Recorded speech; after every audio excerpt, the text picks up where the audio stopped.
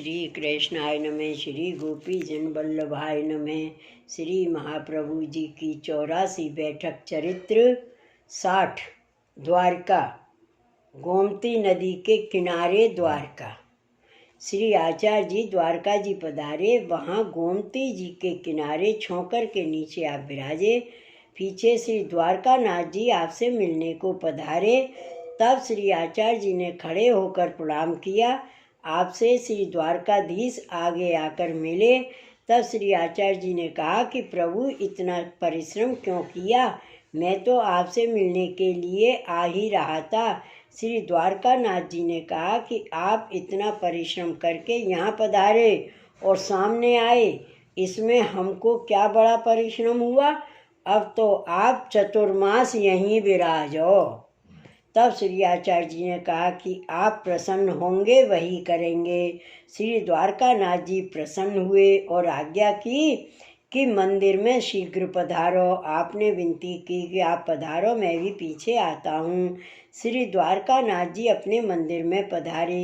श्री आचार्य जी ने कृष्णदास मेघन से कहा कि सामग्री सिद्ध करो। उस समय श्री द्वारकानाथ जी का कृपा पात्र सेवक गोविंदास ब्रह्मचारी था। उसको श्री द्वारकानाथ जी ने आकर कहा कि श्री आचार्य जी महाप्रभु यहाँ पधारे हैं। वे साक्षात श्री पूर्ण पुरुषोत्तम के अवतार हैं, इसलिए तू सामने जाकर भक्ति भाव से उनको पधरा कर ला। तब गोविंदास ब्रह्मचारी ने आकर श्री आचार्य जी को साष्टांग दंडवत की तथा प्रार्थना की, राज मंदिर में शीघ्र पधारो, प्रभु ने मेरे को भेजा है। तब श्री आचार्य जी उसी समय पधारे। ब्रह्मचारी ने विनती की, महाराज सेवा श्रृंगार सब आप ही करिए। श्री ठाकुर जी ने स्वयं आज्ञा की है। तब आपने श्री द्वारकानाथ जी का श्रृंगार किया। उस समय सभी को अद्भुत दर्शन हुए। पीछे श्री आचार्य जी भोग धर भोग सराकर आरती कर अपनी बैठक में पधारे। वहाँ श्री द्वारकानाथ जी नित्य आपकी बैठक में पधारते। पीछे गोविंदास ब्रह्मचारी ने श्री आचार्य जी से विनती की, महाराज आपके श्री मुख से कथा सुनने की बड़ी अभिलाषा है, इसलिए कृपा करके सुनाइए। उस दिन से गोविंदास के आग्रह से श्री आचार्य जी पुस्तक खोलकर कथा कहने को विराजते। पीछे वहाँ श्री गोवर्धन नाथ जी ने पधार कर श्री द्वारकानाथ जी से कहा कि गोविंदास ब्रह्मचारी तो राजलीला संबंधी सेवक है, वह जब आपके श्री मुख से कथा सुनेगा तब उसको ब्रजलीला का संबंध होगा, इसलिए आप जाकर उससे बात करो। तब श्री द्वारकानाथ जी गोविंदास से बातें करने लगे। श्री आचार्य जी ने बातें सुनकर पुस्तक बांध ली। उसके पीछे श्री द्वारकानाथ जी मंदिर में पधारे। तब श्री आचार्य जी गोविंदास के ऊपर अप्रसन्न हुए। इसके बाद पुनः गोविंदास ने कथा की प्रार्थना की, परंतु आपने कथा नहीं कही। श्री आचार्य जी के सेवक नित्य थाल की झूठन लेकर पीछे महाप्रसाद लेते। उस दिन कृष्णदास मेघन को श्री आचार्य जी ने आज्ञा की, आज किसी को झूठन मत देना। तब कृष्णदास ने थाल मांझ कर धर दिया। उस दिन किसी सेवक ने महाप्रसाद नहीं लिया।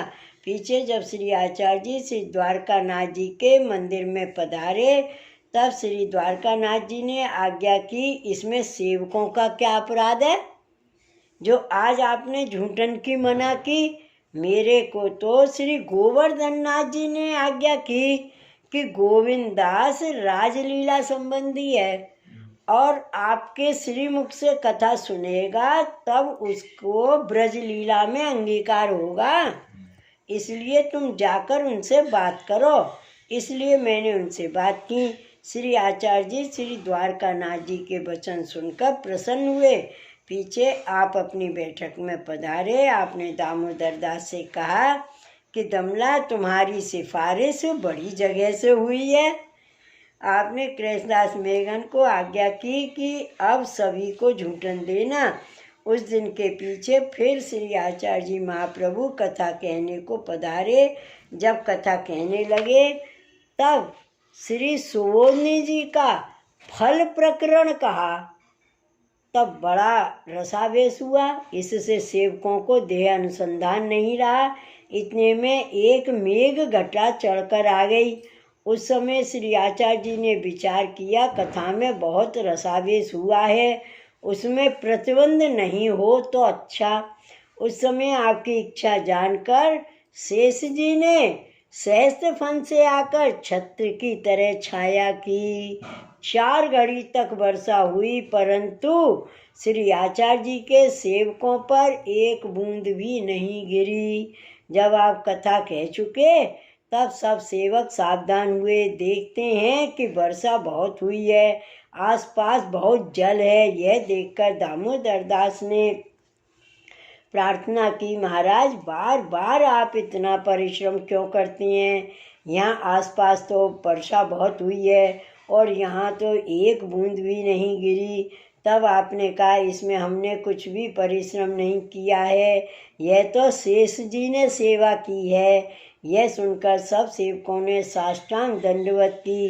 पीछे श्री आचार्य जी ने अन्नकूट और प्रबोधनी वहाँ ही की। यह महात्म देखकर अनेक जीव आपकी शरण आए। इसके बाद आपने श्री द्वारकानाथ जी से आज्ञा ली एवं वहाँ से विदा होकर विजय की। पीछे आप गोपी तलैया पधारे। श्री वल्लभाधीश की जय। श्री गोवर्धन नाथ की जय। जय जय श्री गोकुलेश, जय जय श्री गोकुलेश।